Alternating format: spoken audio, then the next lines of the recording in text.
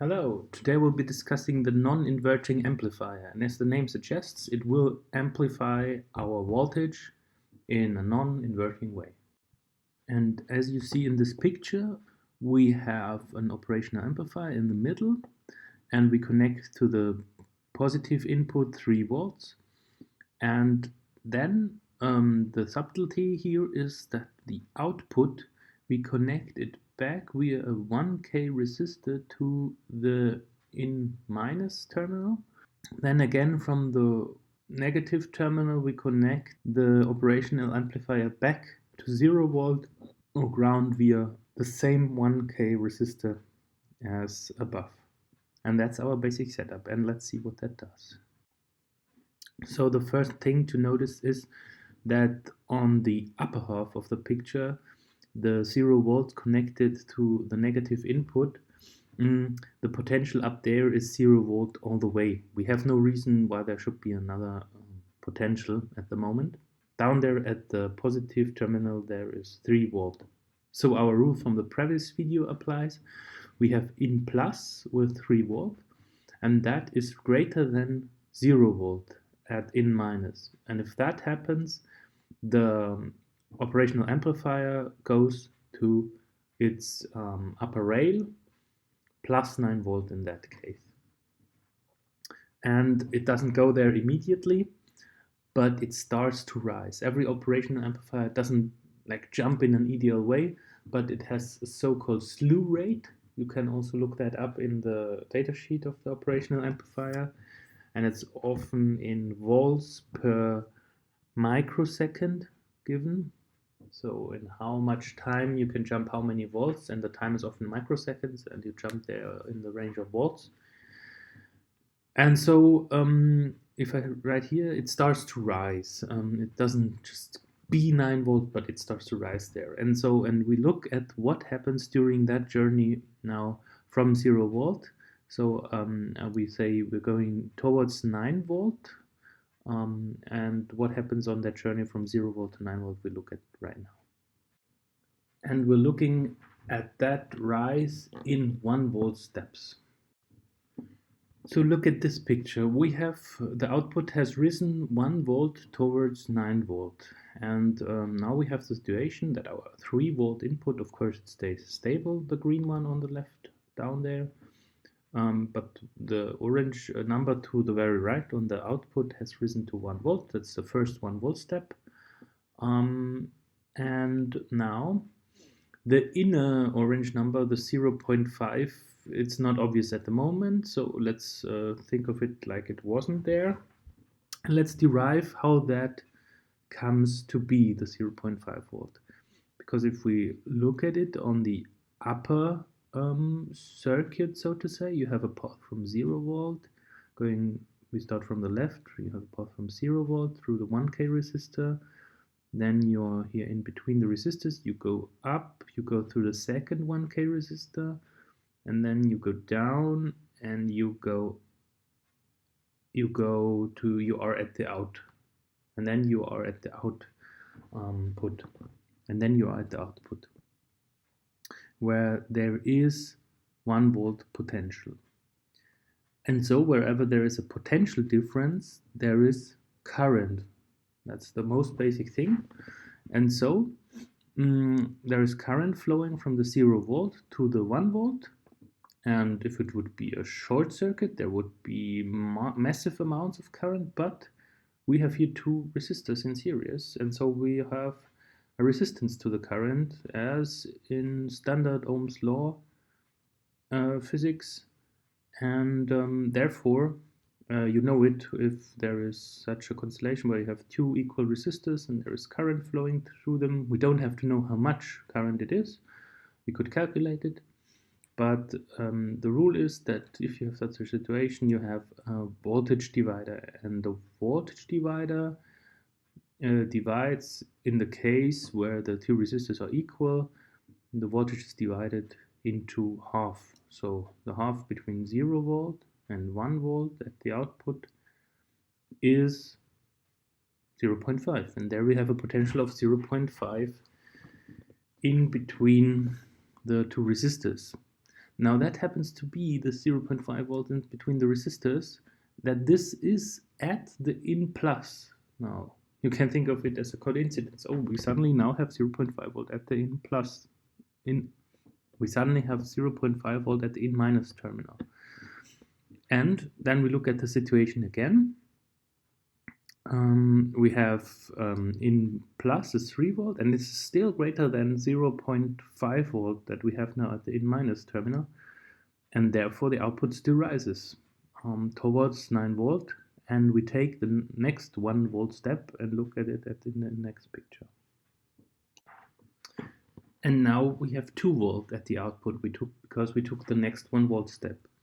And as the similar or complete equal argument as within the last step, now we have 1 volt at the negative input terminal, because that is just a half between 0 and 2 volt at the output now. So if you go back to the last segment in the video, but now the argument is still the same, and we have 1 volt at the in minus, and the output still 3 volt is greater than the in minus, the 3 volt are still greater, and now therefore we rise still. Let's take another 1 volt step. Now this step seems to be something special, because now from 2 volt to 3 volt the step has been done, and we think of, yeah, the output is at 3 volt and we have input 3 volt. Somehow this could come to an end now. So because we have input 3 volt, how can we output more than 3 volt? It must stop now. But if you just look at it in the logical way we did in the last 2 steps, you see that between 0 volt and 3 volt now at the output, the voltage is divided at the in minus terminal to 1.5 volt.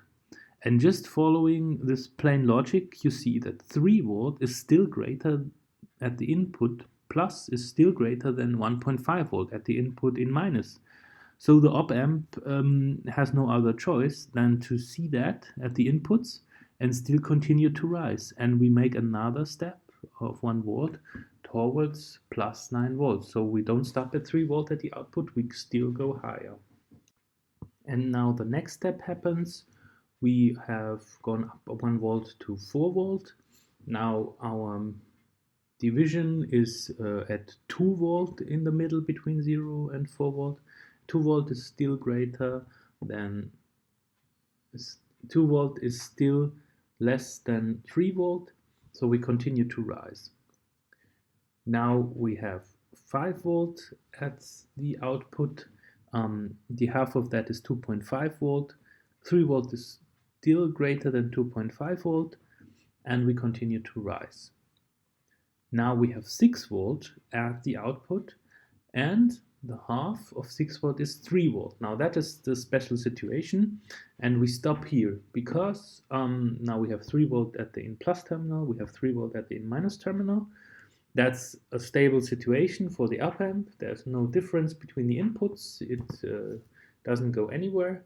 And you see the end result is we have input 3 volt at the in plus terminal to this non-inverting amplifier, and we have 6 volt at the output. It could stop here because that is the complete explanation for this situation. When you have 2 equal resistors at the negative input, you always get a doubling, a non-inverting doubling of your voltage. But you can go further and you can change the ratio or the values in relation to each other of the 2 resistors up there. You can put, and we'll do that now. And so we changed our setup. Now we have at the top no 1K resistor, but we have a 2K resistor.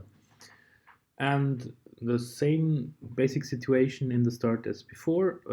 We have 0 volt on the whole upper part of the circuit. And now we take a look at the steps in 3 volt. Because as you see, we have at in plus 3 volt and in minus 0 volt at the beginning.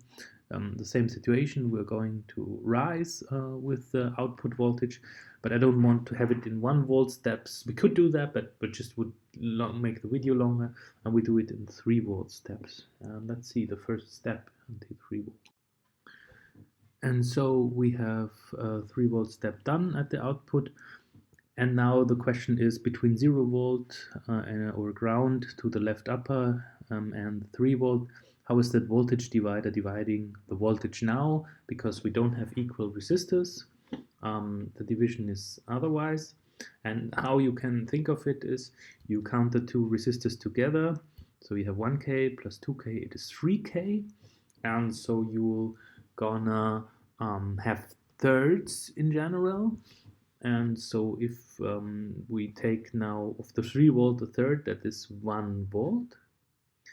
And to see how many thirds are over the 2K resistor, you have 2 thirds over the 2K resistor. So from going from 3 volt down towards the 0 volt, from 3 volt 2 thirds down towards 0 volt, you are left with 1 volt after the 2K resistor going to the left. And if you then go from the 1 volt, the remaining 1/3 down, and then you arrive at 0 volt, and that's such simple voltage divider maths.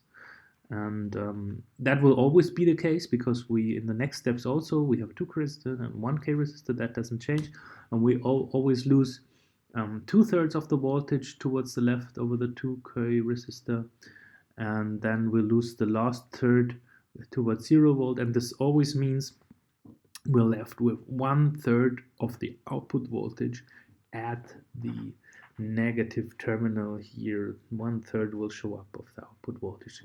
And now you see why I choose the 3 volt steps, because we are going to be able to divide that number easily by 3 if we take 3 volt steps. So that is the next step. We are at 6 volt. The third of that is 2 volts. We see that at the negative input terminal.